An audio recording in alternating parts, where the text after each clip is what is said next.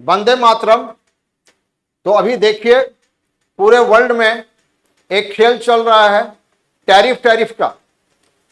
Donald Trump साहब जब से दूसरी बार अमेरिका के राष्ट्रपति बनकर आए हैं, शायद ही कोई देश हो जिस पर कि उन्होंने टैरिफ नहीं लगाया। तो आज हम लोग इस सेशन में डिस्कस करते हैं कि टैरिफ है क्या और क्यों इसको अमेरिका जो है हर एक देश पर जरूरत से ज्यादा टैरिफ लगा रहा है, इंडिया पर इसका क्या असर है और इसका निराकरण आगे क्या होगा।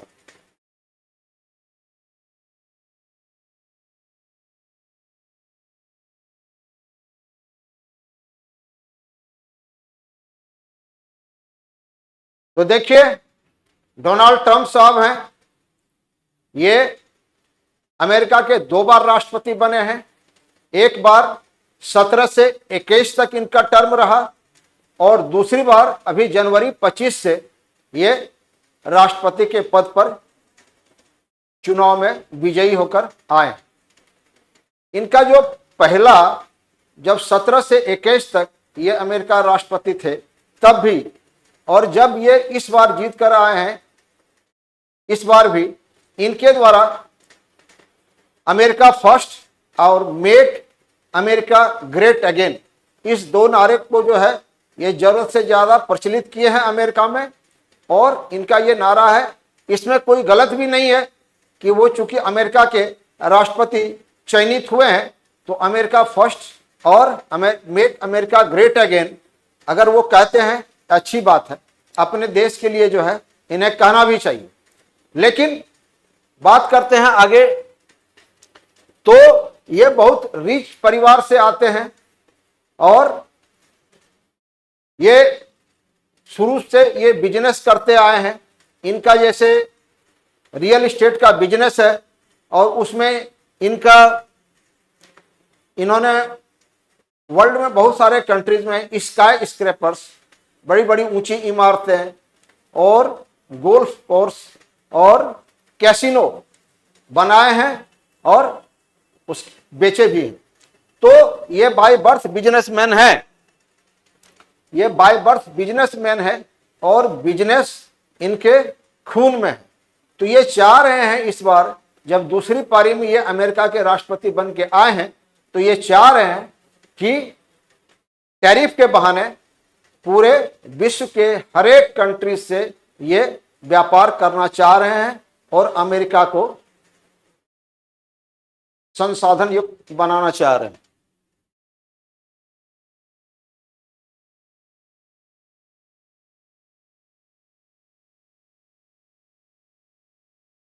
अब देखिए टैरिफ के बारे में हम जानकारी हासिल करते हैं, टैरिफ है क्या।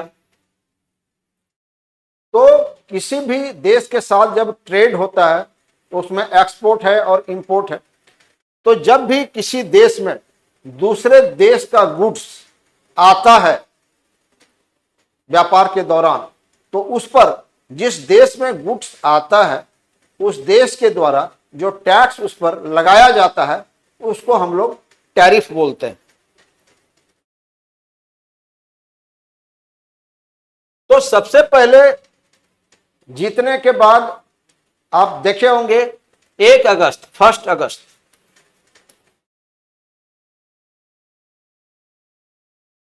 1 अगस्त को डोनाल्ड ट्रंप साहब का कहना था कि ट्रेड बैलेंस इंडिया के साथ नहीं है, प्रॉपर नहीं है, ट्रेड बैलेंस इंडिया के साथ प्रॉपर नहीं है और इसी कारण से उन पर हम लोगों पर 25% टैरिफ लगा दिया गया कि ट्रेड इम्बैलेंस है, बैलेंस नहीं है। उसको बैलेंस करने के लिए चूंकि इंडिया हम पर ज्यादा टैरिफ लगाता है तो हम भी 25% टैरिफ इंडिया पर लगाते हैं। लेकिन बात यहीं तक नहीं रुकी, फिर देखे होंगे आप 7 अगस्त को 7 अगस्त इन्होंने फिर जो है एडेड एक्स्ट्रा फिर 25% टैरिफ लगा दिया गया। तो लगा देने से टोटल अब कितना हो गया 50%।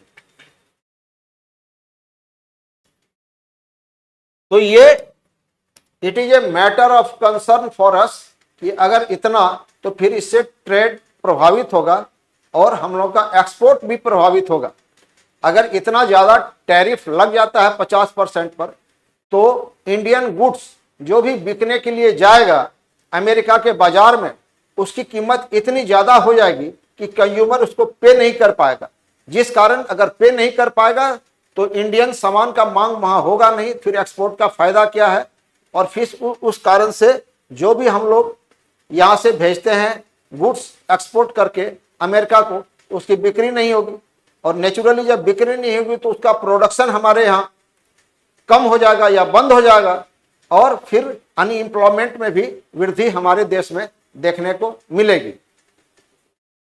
एक हम लोग का है कि एक 24-25 का आंकड़ा है हम लोग के पास कि जो व्यापार हुआ है अमेरिका के साथ हम लोग का, वो 131.8 बिलियन डॉलर्स का है।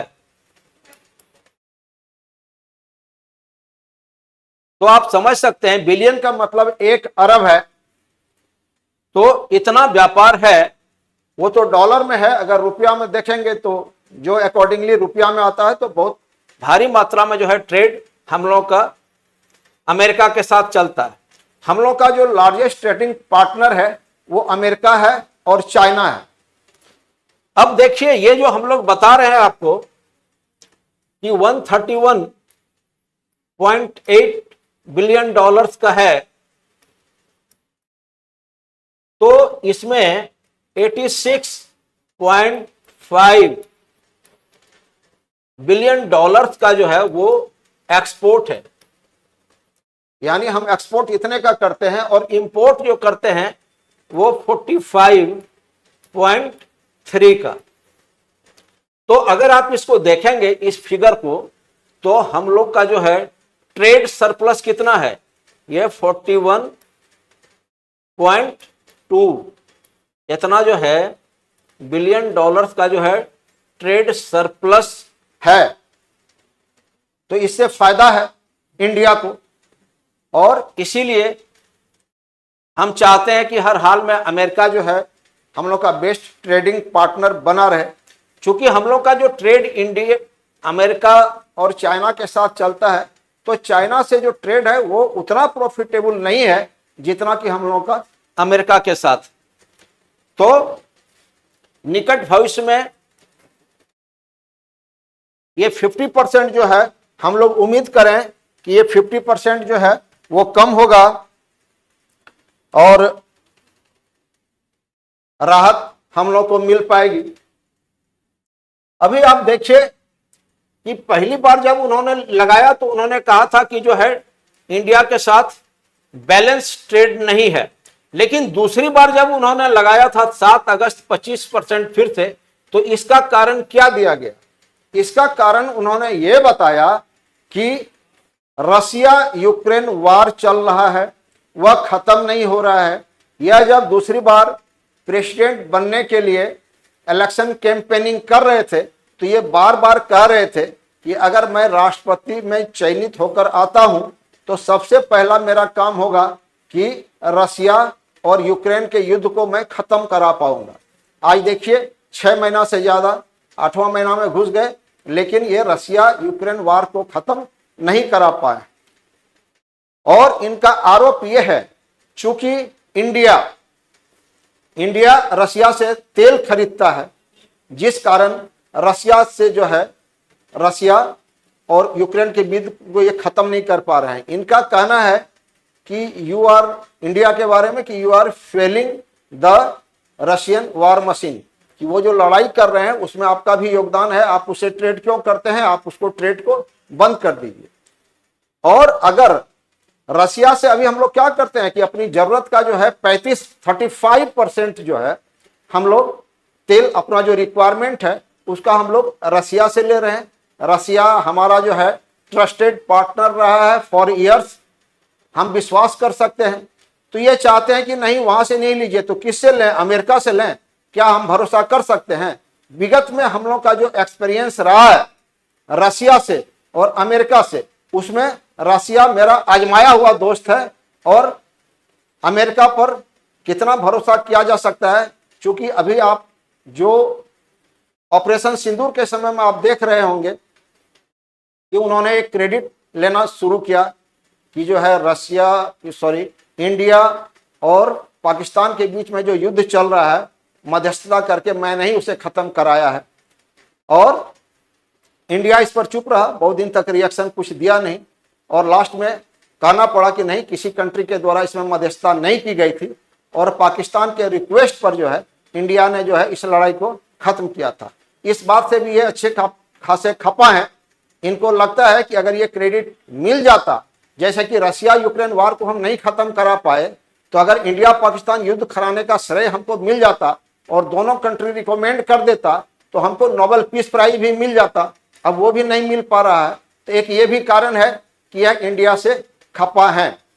और इनका ये जो कहना है कि आप रसिया से तेल क्यों खरीदते हैं, तो आपको मालूम होना चाहिए कि लगभग 62.7 बिलियन डॉलर्स का तेल चाइना ने खरीदा है रसिया से, और हम लोग का वो जो संख्या है वो है 62.6% होना चाहिए, ये 52.7।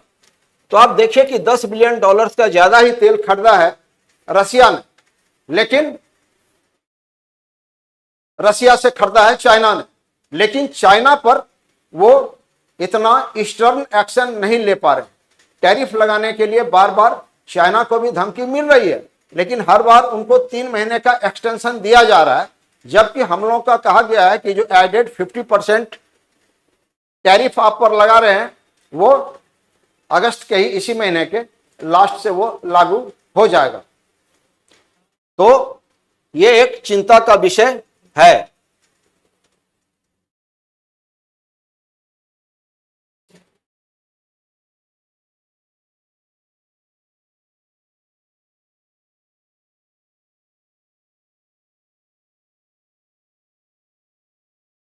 अब ये देखिए,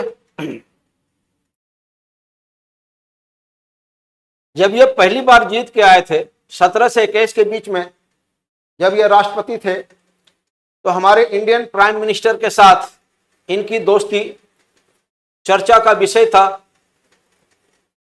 और हॉडी मोडी और नमस्ते ट्रम्प जो कि पूरी दुनिया में चर्चा का विषय बना हुआ था। और अब ये स्ट्रेंड रिलेशनशिप पिछले 10 साल का सबसे जो है ये रिश्ते में जो खटास आई है, इस टैरिफ के कारण ये हो क्यों रहा है, इसके कारक हैं कौन कौन। तो पहला तो है क्या कि ये चाहते हैं कि अमेरिका के हितों की देखभाल करें। अच्छी बात है, अमेरिका के राष्ट्रपति अमेरिका के हितों की देखभाल करें, लेकिन ये रसिया यूक्रेन वार को किसी भी हद तक चाहते हैं कि उसको हम खत्म करावें, और फिर जो है नोबेल पीस प्राइज जो है हमको चाहिए, जिस पर कि हमारे इंडियन प्राइम मिनिस्टर खामोश रहे।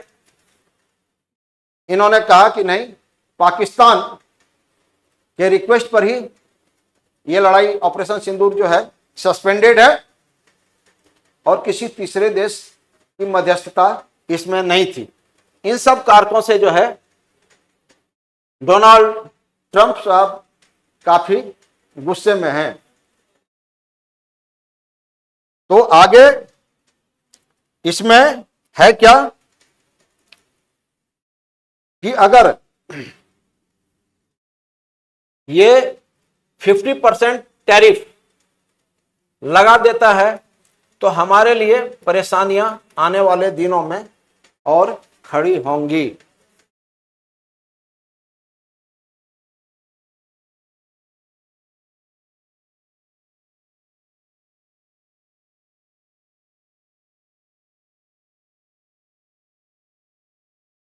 तो अभी हम लोग चर्चा कर रहे थे कि इंडिया के साथ जो है जो बड़ा बड़ा ट्रेडिंग पार्टनर हैं, कौन कौन देश हैं। तो यूएसए है, चाइना है, और हम लोग किसी भी हाल में नहीं चाहेंगे कि इनके साथ रिश्ते में खटास आए। अभी हम लोग देख रहे थे कि जो है 131.8 बिलियन डॉलर्स का जो है इनके साथ जो है हम लोग का ट्रेड है, लेकिन ये केवल जो है गुड्स के मामले में है। और अगर गुड्स एंड सर्विसेज की बात की जाए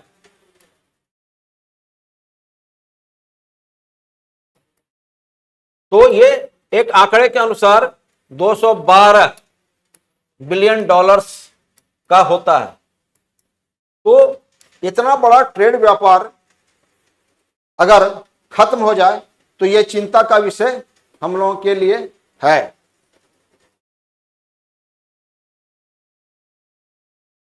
और खासकर हम लोग भेजते क्या क्या हैं, जैसे फार्मास्यूटिकल्स भेजते हैं, और कपड़ा ज्यादा भेजते हैं, और जेम्स एंड ज्वेलरी ज्यादा भेजते हैं। तो ये सारे जो इंडस्ट्रीज हैं, जो हमारे यहाँ छोटे छोटे इंडस्ट्रीज हैं जहां से कि ये जो है एक्सपोर्ट होता है अमेरिका को, तो अगर 50% उसमें हाइक हो जाता है टैरिफ, तो फिर उसका प्रभाव बुरा होगा। एक तो जो है एक्सपोर्ट प्रभावित होगा, और दूसरा है कि अनएम्प्लॉयमेंट हो जाएगा, क्योंकि जो इंडस्ट्री जो है उन सब चीजों का प्रोडक्शन करती है वो बंद के कगार पर आ जाएगी। फिर उसमें जो काम करने वाले हैं उनको अनएम्प्लॉयमेंट का प्रॉब्लम भी हो जाएगा। तो बहुत सारी समस्याएं खड़ी होने वाली हैं।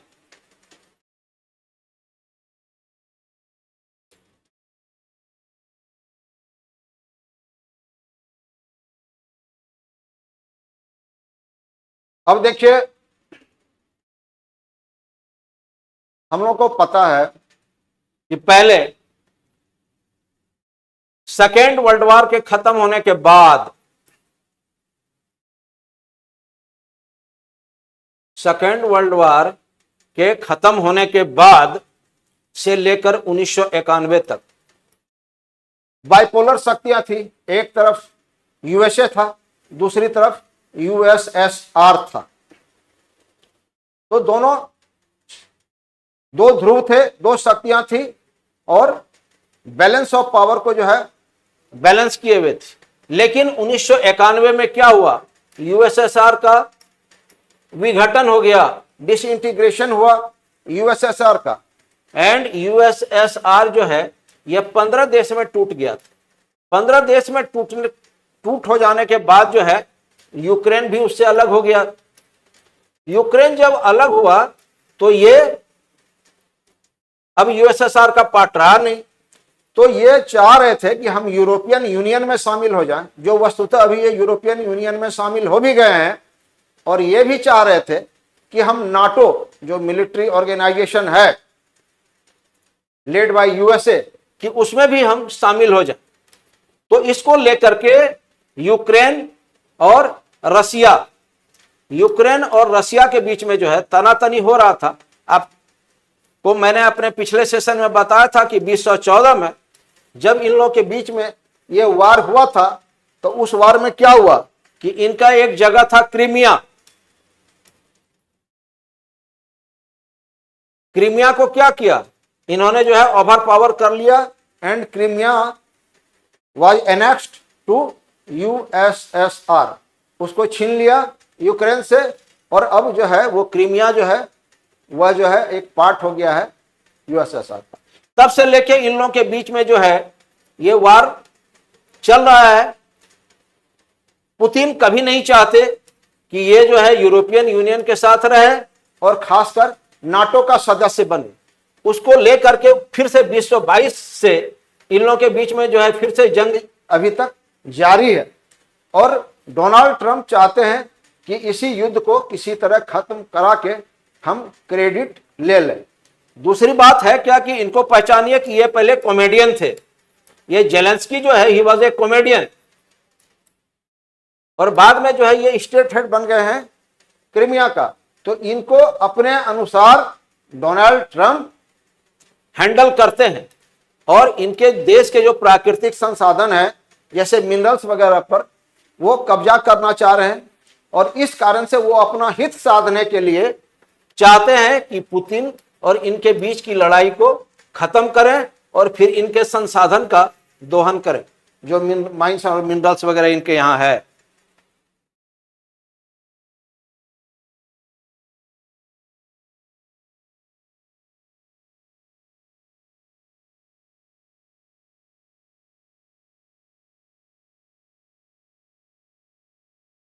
देखिए शी जिनपिंग साहब हैं,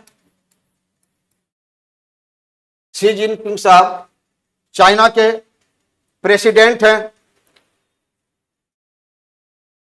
तो अब यह है कि ये भी ऑयल आयात करते हैं, ये भी ऑयल मंगाते हैं कहां से? रसिया से। और कितना?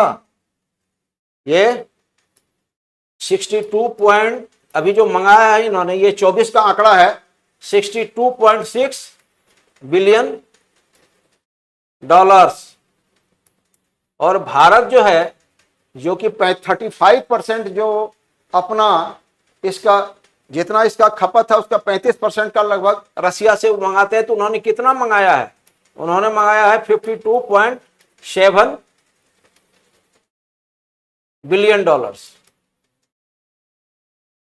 तो फिर अमेरिका की भ्रिकुटी इंडिया पर ही क्यों तनी है, चाइना पर क्यों नहीं? इसीलिए कि China is a power to be reckoned with. और अब आप चाइना को अनदेखा नहीं कर सकते। जब वो चाइना के साथ टैरिफ खेल रहे थे तो उन्होंने स्पष्ट शब्दों में कहा कि हम आपके प्रेशर में आने वाले नहीं है। और आप अगर मार्क करेंगे कि इसका क्या कारण है, तो कारण यह है कि यह भी बहुत बड़ी इकोनॉमी है आज के दिन में, टेक्निकली बहुत साउंड है। जैसे कि आप देखें कि ये अमेरिका के गूगल को यूज नहीं करता है। जो अमेरिका धमकी देता है कि हम गूगल बंद कर देंगे, माइक्रोसॉफ्ट बंद कर देंगे, तो इस पर असर इसलिए नहीं पड़ना है कि चूंकि इनका सारा अपना सिस्टम है और इनको गूगल वगैरह से कुछ लेना देना नहीं है, इसीलिए ये प्रेशर में आने वाले नहीं है। मिलिट्री के रूप में भी जो है मिलिट्री इक्विपमेंट्स जो हैं ये अपने यहाँ ही बनाते हैं और इनकी इकोनॉमी काफी एनरिच्ड हो गई है।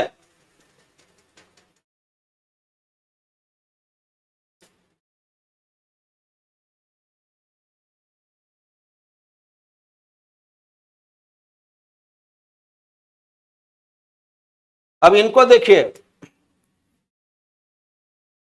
जब अमेरिका के द्वारा भारत पर टैरिफ लगाया जा रहा है तो एक और भी थ्योरी है कि अमेरिका प्रेशराइज करने के लिए कि इंडिया पर हम प्रेशर से काम बना लें कि हम जो चाहते हैं कि आप रसिया से तेल ना खरीदें और मेरी बात को आप माने, तो उसको लेकर के और भी वो और कुछ टैक्टिक्स अपनाए हुए हैं। जैसे कि जब इंडिया के द्वारा कोई रिएक्शन नहीं दिया गया उनको, तो पहली बार ये बीच में गए थे, इनको जो है खाने पर बुला लिया गया अमेरिका।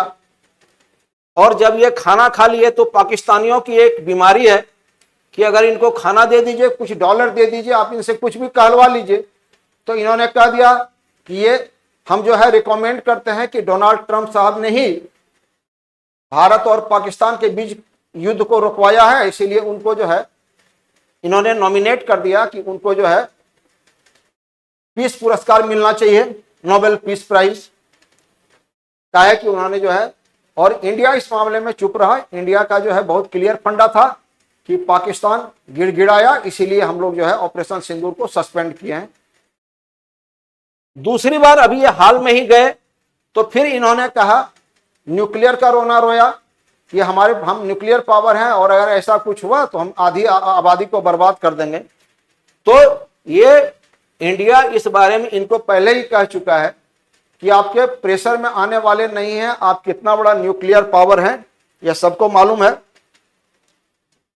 तो इसीलिए ये न्यूक्लियर प्रेशर जो ये बार बार एग्जर्ट करते हैं उस पर इंडिया का क्लियर स्टैंड है कि हम इस चक्कर में पड़ने वाले नहीं हैं।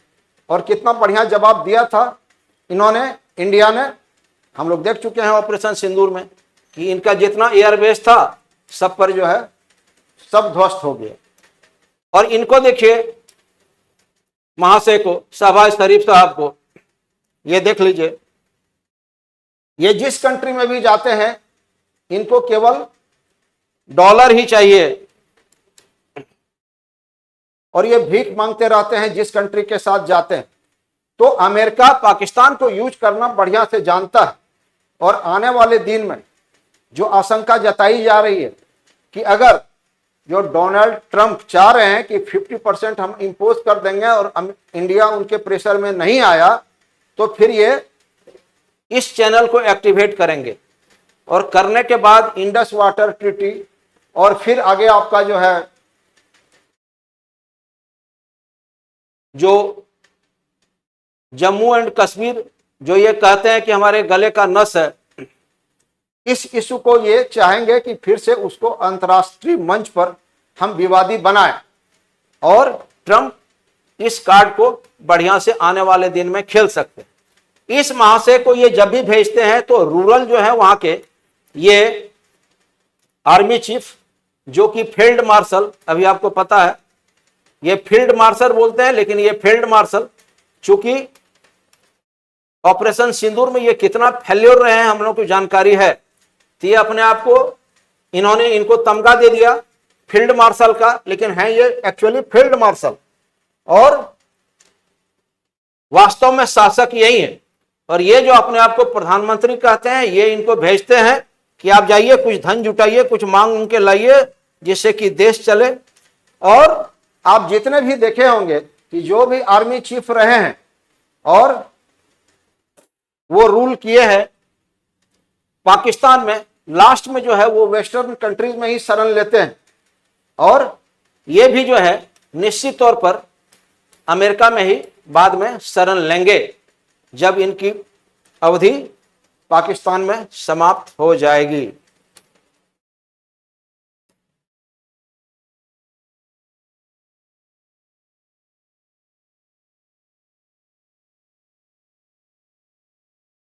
डोनाल्ड ट्रंप साहब ब्रिक्स नेशंस पर काफी खपा हैं।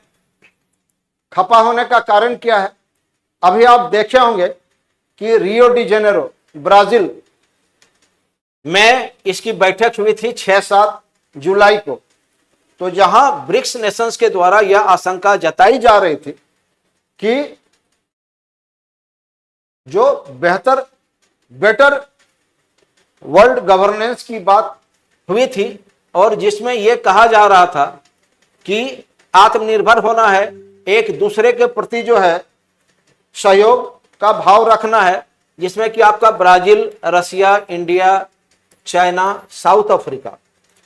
तो ब्राजील के जो लूला साहब हैं इन पर भी 50% इंपोज है। अमेरिका इतनी खपा है ब्रिक्स कंट्रीज पे कि इन पर भी 50% टैरिफ डाला हुआ है। रसिया पर तो इतने सैंक्शंस लगे हुए हैं और वो यूक्रेन के साथ जो है युद्ध में व्यस्त है। इंडिया पर भी 50%, चाइना पर जो है अभी बात चल रहा है कि आप पर भी इतना लगा देंगे उतना लगा देंगे। 250 से शुरू हुआ था, अभी 3-3 महीने का एक्सटेंशन हो रहा है, क्योंकि उनको मालूम है कि चाइना जो है प्रेशर में आने वाला नहीं है। और फिर साउथ अफ्रीका, तो उनको मालूम है, ब्रिक्स नेशंस का यह कहना है कि मल्टीपोलर वर्ल्ड चाहते हैं लोग।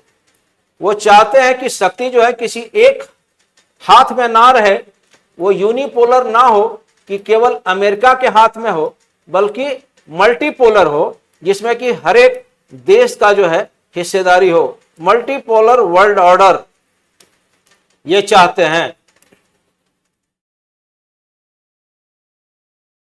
मल्टीपोलर वर्ल्ड ऑर्डर तो ये चाह रहे हैं। तो बीच में हुआ था कि जो भी ट्रेड होता है तो चूंकि वो ट्रेड डॉलर में ही होता है, तो ये लोग उसके वर्चस्व को तोड़ना चाहते हैं। ये डी डॉलराइजेशन पर भी जो है, डी डॉलराइजेशन उस पर भी जो है चर्चा हुई थी कि हम लोग जो भी करें तो ब्रिक्स का एक करेंसी बनावें और जो डेवलपिंग नेशंस हैं वो आपस में जब व्यापार करें तो डॉलर में ना हो करके जो ब्रिक्स करेंसी होगा उसमें हो। इन सब बातों पर चर्चा हुई थी, जिस कारण डोनाल्ड ट्रंप साहब की जो है भ्रिकुटी तनी थी और वो चाहते हैं कि यह संगठन बर्बाद हो जाए, जो कि डेवलपिंग नेशंस के लिए और ग्लोबल साउथ नेशंस के लिए के हित में कुछ एजेंडा ये चला रहे हैं।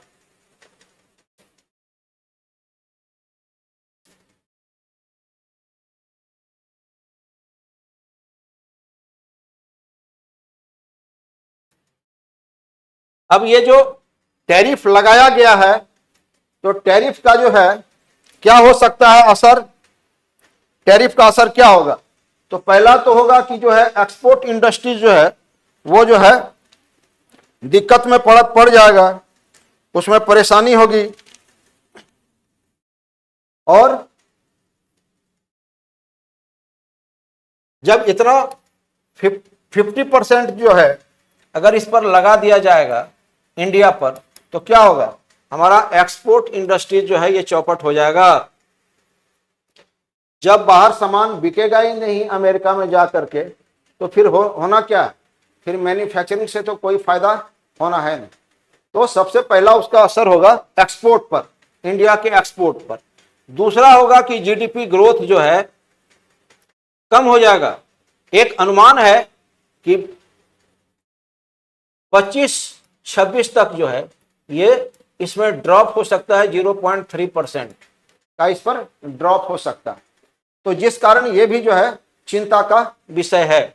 तीसरा है कि जैसे ही एक्सपोर्ट बर्बाद होगा, तो एक्सपोर्ट करने के लिए जो भी छोटे छोटे स्मॉल इंडस्ट्रीज हैं जो बना करके भेजते थे वहां सामान, अगर उनका बिकेगा नहीं तो फिर मैन्युफैक्चरिंग नहीं होगी हमारे यहाँ, और फिर ये जो है अनएम्प्लॉयमेंट बढ़ेगा। तो ये सारी परेशानियां हैं।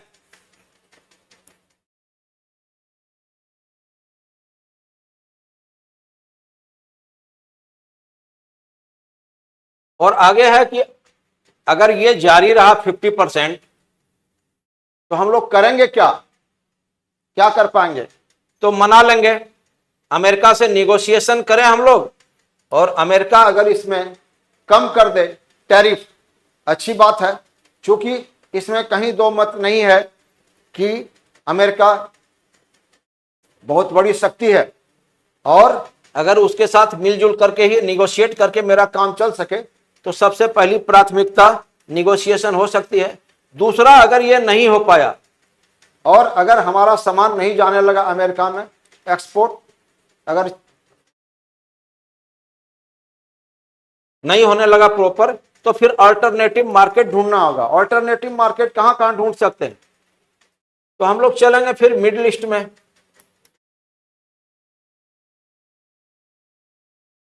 अफ्रीका में, एशिया में, लैटिन अमेरिका में। अभी हाल फिलहाल Indian prime minister United kingdom भी गए थे, और फ्री ट्रेड के संदर्भ में जो है कुछ डेवलपमेंट हुआ है। तो अच्छी बात है। इस ढंग से अगर अमेरिका के साथ रिलेशन नहीं सुधरता है और टैरिफ आने वाले दिन में 50% रहता है या उससे आगे बढ़ता है, तो हम लोगों का ऑल्टरनेटिव मार्केट्स ढूंढना होगा, अन्य देशों की ओर हम लोगों को देखना पड़ेगा। और अभी यूएसए और रशिया दोनों के प्रेसिडेंट बैठने वाले हैं, मीटिंग करेंगे। किस कारण? कि यूक्रेन का वार जो है वो खत्म हो जाए। लेकिन अगर उसका सकारात्मक नतीजा नहीं निकला और हम लोगों पर जो है टैरिफ बढ़ता गया, और अगर हम लोग ऑयल इंपोर्ट नहीं कर पाए रशिया से, तो फिर ऑल्टरनेटिव की भी व्यवस्था करनी होगी, फिर यह देखना होगा। हालांकि रशिया से हम लोगों को कम दाम पर जो है ऑयल मिल रहा है, और हम लोगों का क्या रहा है, ट्रस्टेड पार्टनर रहा है फॉर ईयर्स, शुरू से ही है। आप देखे होंगे हम लोग का मेरा जूता है जापानी, ये भी जो है बहुत ज्यादा फेमस है। तो रशिया वाले जो हैं हम लोग के साथ जो है बहुत बढ़िया रिश्ता में रहे हैं फॉर डिकेड्स। और ट्रम्प साहब की जो दोस्ती थी ट्रम्प साहब इंडिया के साथ जो दोस्ती थी, तो अब यही कहना पड़ेगा कि अब वो अच्छी स्थिति में नहीं है, और हम लोग होप करें कि आने वाले दिन में जो है वह बेहतर हो सकता है। अगर आप चैनल को देख रहे हैं तो प्लीज़ आप सब्सक्राइब करें, लाइक करें और शेयर करें, और आप इसको देख रहे हैं इसके लिए आपको फिर से धन्यवाद।